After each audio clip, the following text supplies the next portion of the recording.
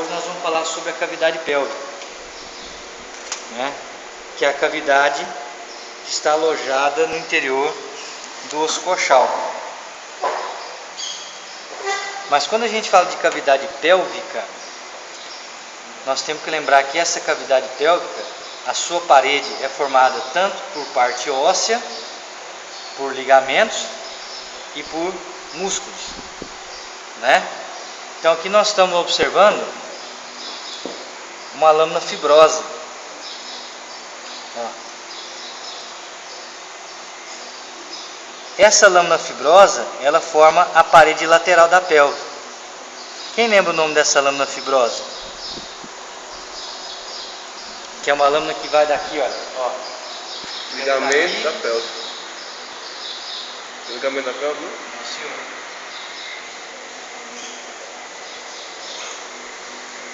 Algum ligamento tem. Ele chama ligamento, mas como é que ele chama? Eu não. Ligamento Como é que chama esse osso aqui? sacro. Sacro. Ligamento sacro Ilíaco. tuberal. Excetuando-se nos carnívoros, esse ligamento é uma lâmina fibrosa, que tem só duas aberturas, uma aqui e outra aqui, assim, ó. É uma lâmina fibrosa que recobre aqui, ó. Nos carnívoros, ele é em forma de cordão. Essa é a diferença clássica. Enquanto em todas as outras espécies é uma lâmina fibrosa, no carnívoro ele é uma fita fibrosa, um cordão fibroso. Então o que forma a cavidade pélvica, né? Primeiro, o osso coxal, as vértebras sacrais, o osso sacro e as três primeiras vértebras caudais. Isso é a composição óssea. O ligamento sacro-tuberal é a composição ligamentosa. E nós temos que lembrar que nessa região que vai ficar os músculos glúteos. Glúteo médio, glúteo superficial, glúteo profundo. Então aqui nessa região vão ficar depositado a região muscular, que é formada por esses três grupos musculares. O glúteo médio, o glúteo superficial mais caudalmente e profundamente a eles o chamado glúteo profundo. Tudo bem? E aqui nós estamos mostrando ela vazia, né? Eu afastei todos os órgãos aqui para que a gente pudesse observar o interior dela. Olha aí, a cavidade pélvica. E aí nós temos que lembrar que nessa cavidade pélvica nós vamos observar a parte final do trato digestório e a parte do trato genital do macho, da fêmea. Desculpa, geniturinário, né? Vamos colocar aqui uma fêmea. Desculpa, primeiramente um macho.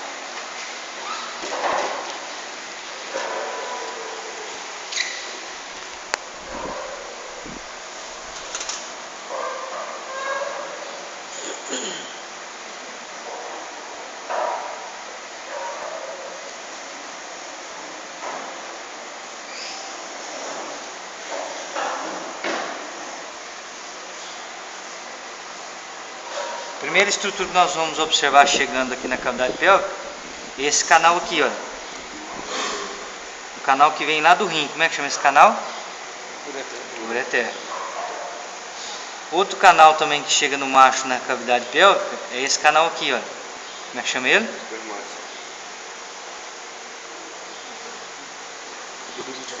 Ducto deferente.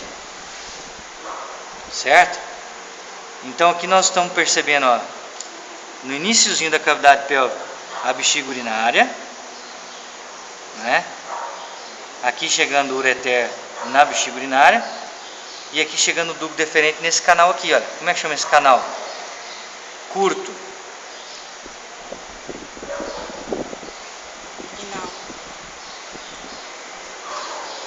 Vamos lembrar, o macho, a uretra do macho é dividida em duas partes. A uretra pélvica que é essa aqui que eu estou mostrando, que é a uretra que está dentro da cavidade pélvica, e depois aqui nós temos o início do pênis e no seu interior a uretra peniana. Na parte dorsal ao trato genital nós temos aqui o cólon descendente, né? Parte final do cólon descendente, e aqui o reto.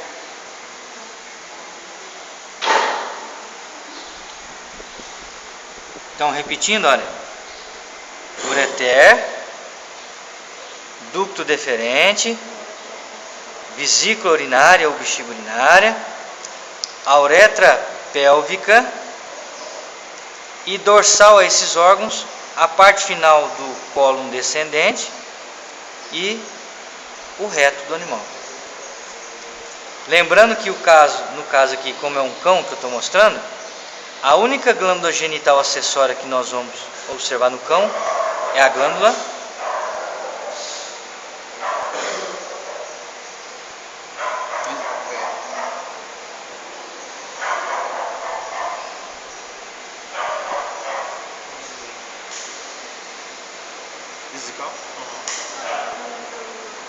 única glândula genital acessória do macho no cão. É a próstata. Isso! Próstata. O cão só possui glândula próstata. As outras duas ele não possui, nem a vesicular e nem a bulburetral. Já o gato não possui a vesicular. Todas as outras espécies, suínos, ruminantes e equinos, têm as três: vesicular, próstata e bulburetral. Vamos mostrar agora a disposição dos órgãos da fêmea.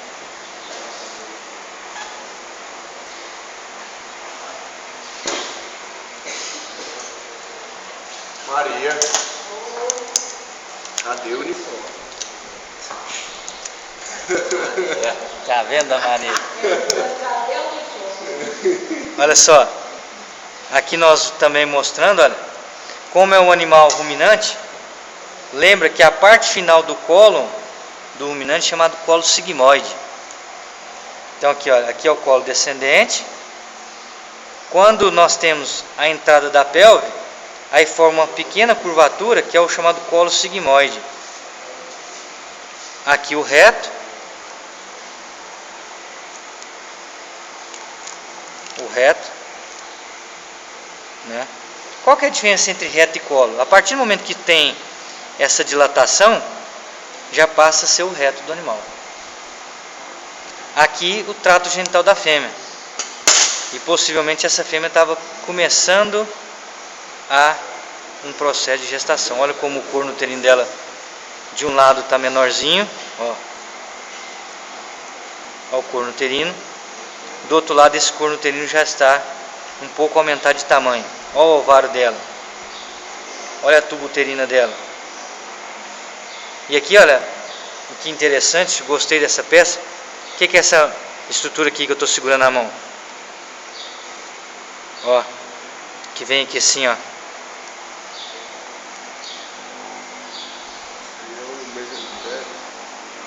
Mesovário. Não. Como é que chama o útero? Como que chama uma vaca que está com infecção de útero? Como é que chama a doença? Mesométrio. Piometra em cadela. E vaca?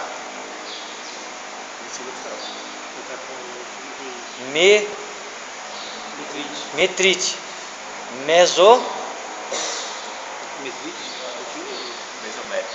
Mesométrio. Gente do céu, meu povo! Gente, o que é endometrite? O que é perimétrio? O que é miométrio? Lembra, gente, métrio é útero, piometra, metra, útero, mesométrio, ou ligamento largo do útero. É essa membrana conjuntiva que vai formar a mesosalpinge, que é essa aqui, o mesovário, que é que sustenta o ovário, e o ligamento próprio do útero, né? Desculpa. E o ligamento largo do útero, ou simplesmente mesométrio, onde vai descer todo o pedículo de estruturas vasculares, olha aí. Então esse mesométrio, ele se prende aqui na parede dorsal da cavidade e ele vai funcionar como o quê? Um sustentáculo. Quando nós vamos fazer castração, é essa estrutura que eu vou localizar para que eu possa achar os vasos e fazer a hemostasia. Aqui o útero da fêmea, né? O corno uterino. Aqui a parte do corpo, né? Aqui a cérvix, ó. Parede um pouquinho mais resistente, olha. Isso é a cérvix. Olha como é que aqui já fica mais macia. Aqui é o corpo, aqui é a cérvix e aqui agora já é o que? A vagina. Olha aí. Corpo do útero, cérvix, vagina. E essa parte final aqui, como é que chama-se? Não.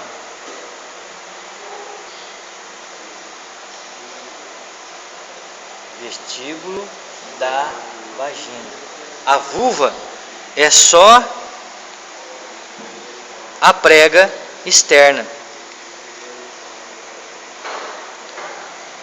Uma orientação técnica aos senhores e senhoras.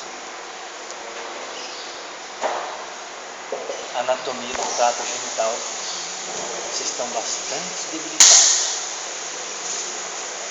E quem vai fazer castração tem que conhecer bem o que está fazendo, né? Aqui, olha, nesse mesométrio, ó, olha o que tem aqui, ó, o que é isso aqui? O que é isso aqui?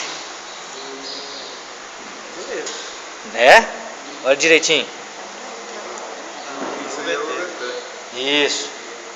Onde ele passa?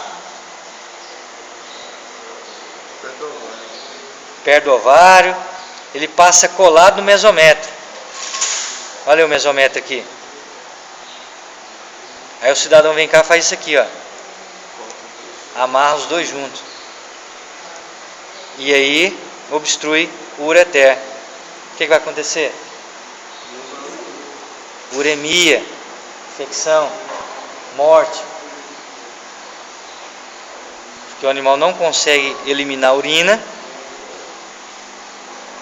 E aí o que está acontecendo?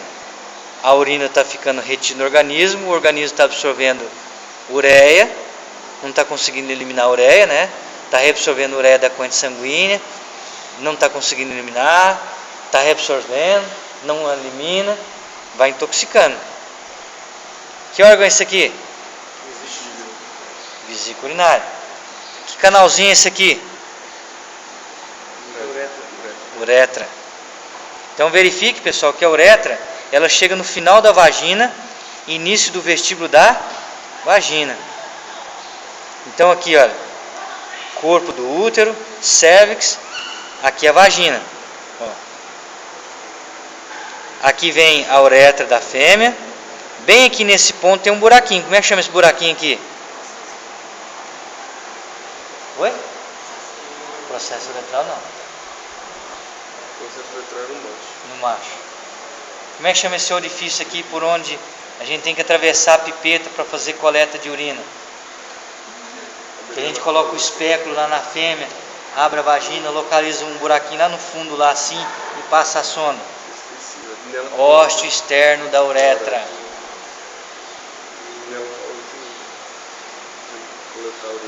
Alguma dúvida, Priscila? Posso ir para frente? Então tá bom. Para a gente terminar essa parte de cavidade pélvica, pessoal, ontem até o Renato, né, estava apresentando um trabalho sobre parto distóxico em vacas, né? E para a gente, nós que trabalhamos com medicina veterinária, a distocia ela tem origem materna e tem origem fetal, né? Origem materna é a constituição da pelve, que pode ser uma pelve infantil, uma pelve de tamanho menor do que o normal para aquela determinada raça, para aquele determinado animal.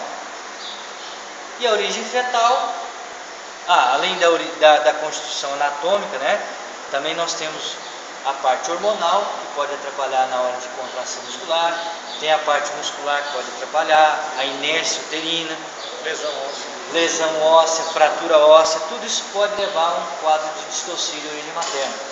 Origem fetal, normalmente é o tamanho do feto, que é desproporcional para o tamanho da fêmea, para o tamanho do canal do parto. E para isso a gente tem, principalmente em ruminantes, a definição de alguns diâmetros. O que são diâmetros? São distâncias que a gente traça dentro da pelve. Distâncias nesse sentido, distâncias transversais. Esses são o que a gente chama de diâmetros da pelve, que é estudado numa área chamada de pelvimetria ou biometria da pelve. Certo?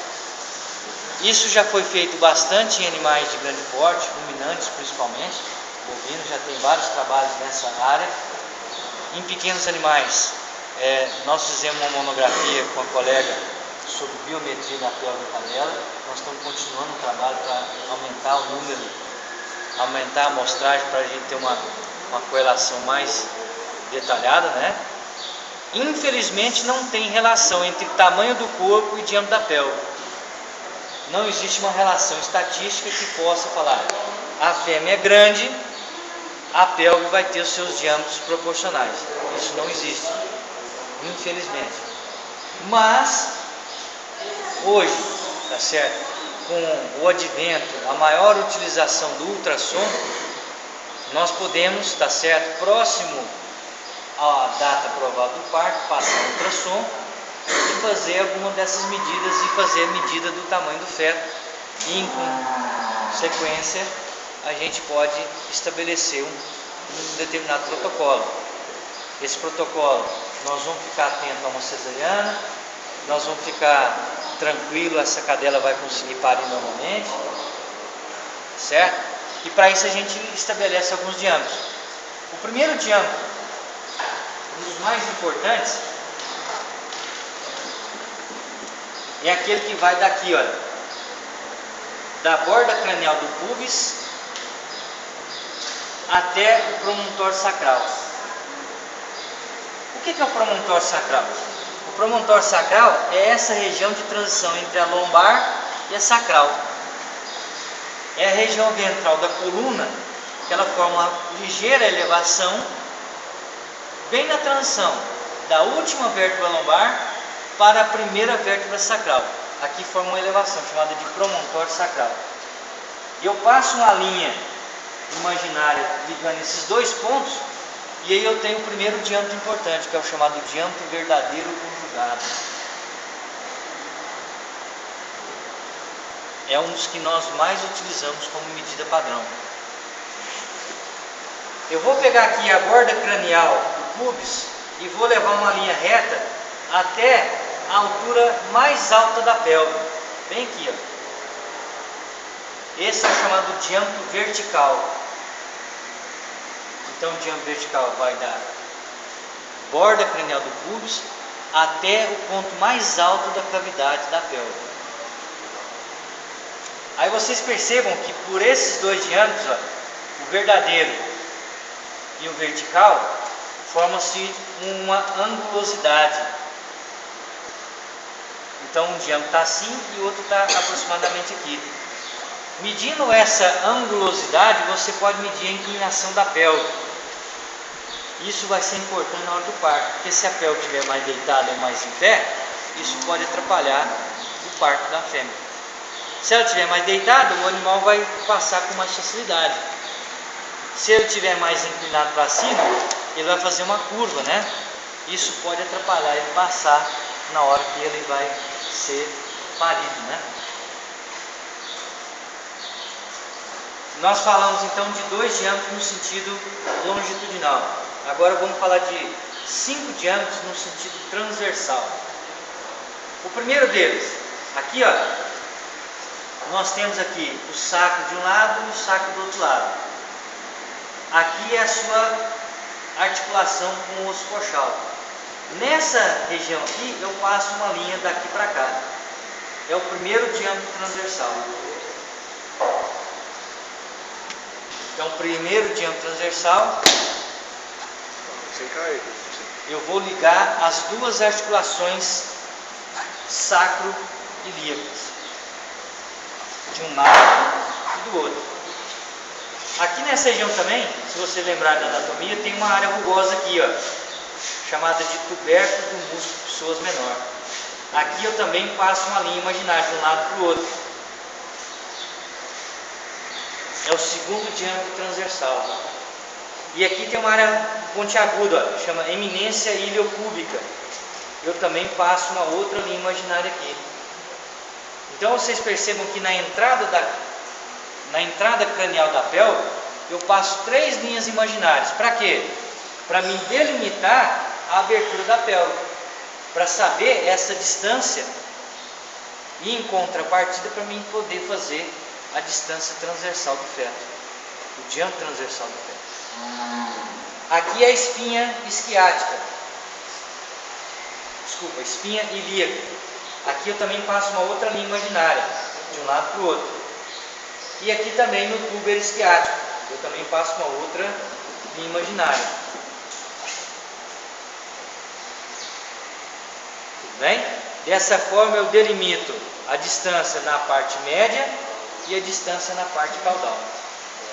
Então eu delimito uma distância que vai desde a abertura cranial, no terço médio e na parte final da pelve, para me delimitar qual é a amplitude transversal dessa pelve.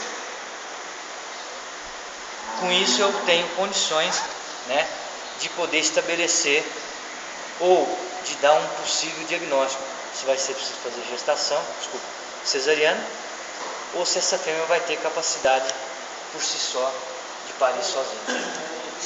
Qual o tamanho padrão, assim, saber que está propício a uma aparição normal? Como você pode saber?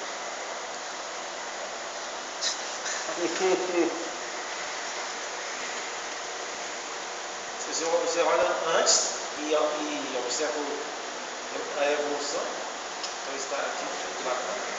Existe trabalho na literatura. Então, se você entrar lá, pelvimetria em bovinos, vai aparecer lá 5, 6 trabalhos. E lá tem uma média para cada um desses diâmetros que eu disse para você. Entretanto, não serve para nada, certo? Serve do ponto de vista anatômico, do ponto de vista morfológico, para você ter uma ideia. Agora, o que mais vale para você, o que é? Passar ultrassom no feto. Porque não adianta eu falar para você que a distância padrão é 5 centímetros de diâmetro lá. Só que você pega um feto que tem 6 centímetros. Então, por isso que eu falei, na hora que você vai estabelecer, na hora que você vai fazer esse procedimento, você vai fazer uma passagem de ultrassom na pelve. Isso se faz muito em ser humano. Então, a mulher, quando vai para a última parte da gestação, o último mês da gestação, né, lá por volta da... Quantas semanas que é? 38 semanas, né? 38? 38 semanas aproximadamente, 9 meses e meio, né? Por volta da 36ª, 37ª semana, a obstetra, né, a ginecologista daquela determinada senhora, pede um ultrassom. Aí mede-se todos esses diâmetros da pelve, mede o tamanho do nenenzinho. É o que a gente tem que fazer no animal, do mesmo procedimento. Pega lá uma cadelinha, né? Só que a cadelinha é mais complicada, porque ela tem 2, 3, 4, 5, 6 filhotes, entendendo? Mas em linhas gerais você, por exemplo, mede um deles. Vai lá, mede a pelve dela, mede um filhotinho e você tem uma correlação. Para a vaca é mais fácil, que é um bezerro só. Você vai lá, mede a pelve. Hoje em dia o uso de ultrassom é muito comum. Então você passa lá, estabelece os pontos, tal. Agora isso tem que ter bastante técnica, né? Bastante prática. Porque passar um ultrassom dentro da pelve, com todos os órgãos, achar esses pontos, tem que ter bastante conhecimento anatômico e muita prática. Ainda se faz isso em medicina veterinária? Não, pouquíssimo se faz isso. Normalmente se faz quando, por exemplo, a cadela começou a trabalhar o parto, não consegue parir, aí o veterinário passa um ultrassom para saber como é que está